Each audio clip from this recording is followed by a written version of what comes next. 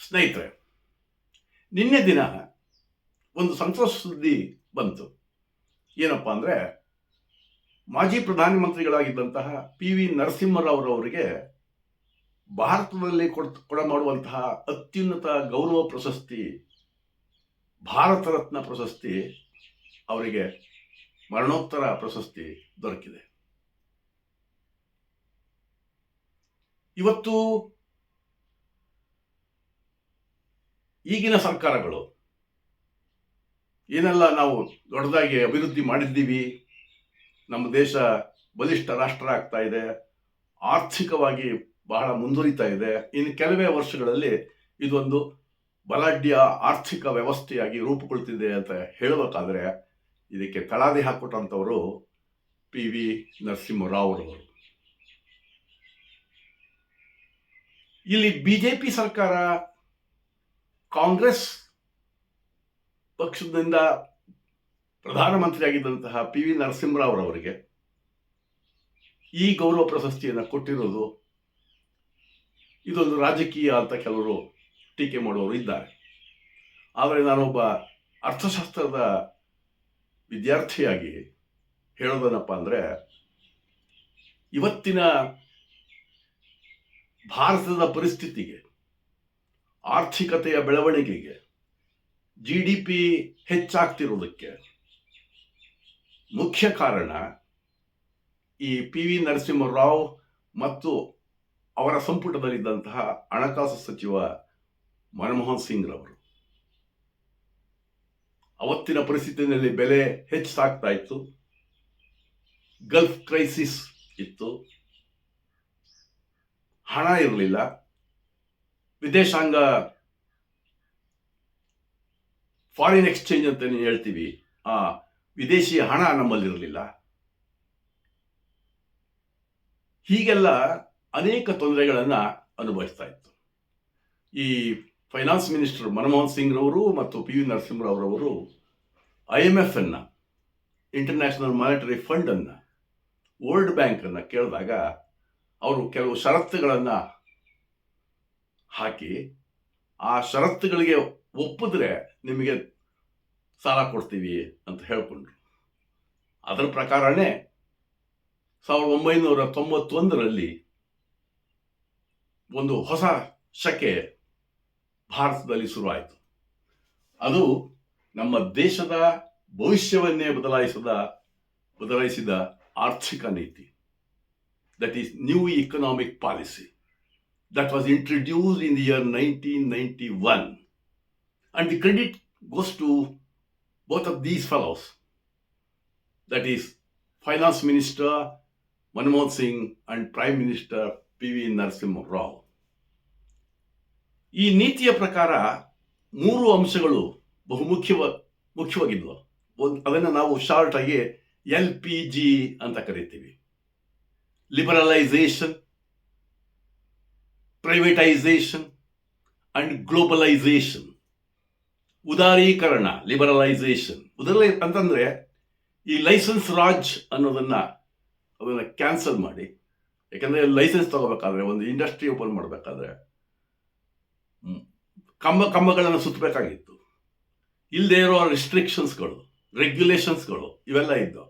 ಅದನ್ನು ಲಿಬರಲೈಸೇಷನ್ ಅಂತಂದರೆ ಅವುಗಳನ್ನು ತೆಗೆದಾಕಿ ಸುಲಭವಾಗಿ ಯಾವುದೇ ಒಂದು ಉತ್ಪಾದನಾ ಘಟಕವನ್ನು ಸ್ಥಾಪನೆ ಮಾಡಲಿಕ್ಕೆ ಸಾಧ್ಯ ಆಯಿತು. ಅದಕ್ಕೋಸ್ಕರನೇ ಈ ನಮ್ಮ ಭಾರತದ ಭವಿಷ್ಯವನ್ನೇ ಬದಲಾಯಿಸಿದಂಥ ಆರ್ಥಿಕ ನೀತಿ ಅಂತ ನಾನು ಕರಿತೀನಿ ಅದನ್ನು.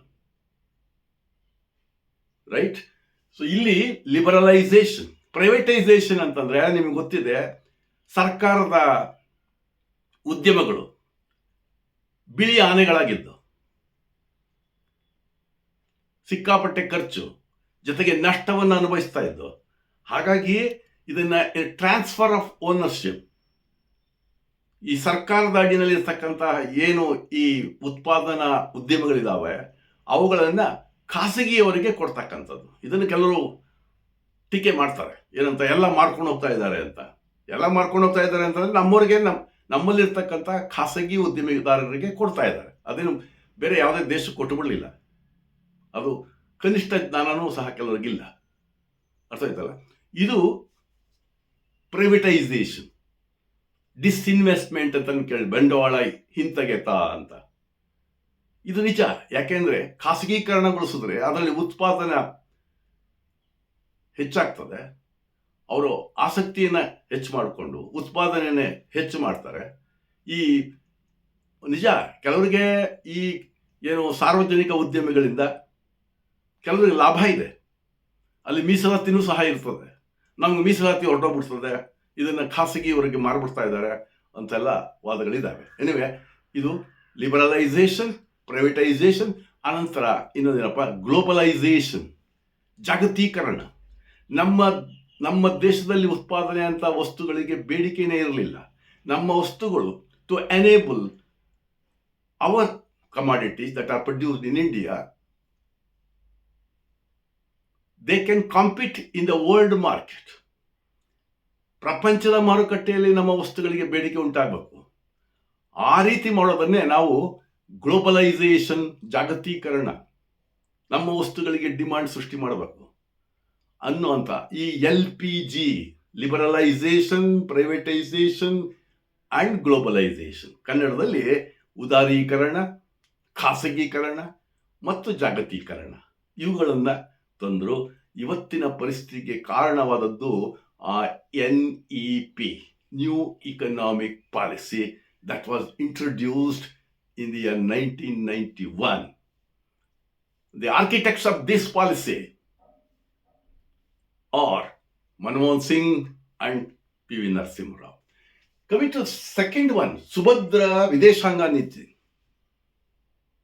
ನೆಹರೂರವರು ಹಾಕೊಂಡಿದಂಥ ನೀತಿ ಸರಿಯೇನೋ, ಆದರೆ ಅವರು ಒಂದು ಸೈಡಲ್ಲೇ ರಷ್ಯಾದ ಕಡೆನೇ ಹೆಚ್ಚು ಆಸಕ್ತಿಯನ್ನು ಕೊಡ್ತಿದ್ರು.